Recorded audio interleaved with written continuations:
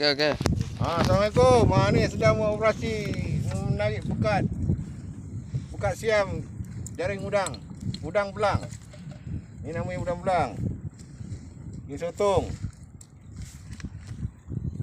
Ni udang putih. Ni sotong katak. Udang belang. Udang belang. Tuahir nak mbak, anak-anak ikan. Tu udang ketak. Misbah ada cakap oi Misbah. Diam orang nak mabuk kan. Ni lagi lah. Ni dia. Tuahir. Udang tuahir. Udang pengantin orang kata. Alhamdulillah rezeki Allah tak lawi ni hari pagi. Pagi yang mulia ni. Ini hari pertama kita orang datang. Ni hari pertama kita orang mencuba.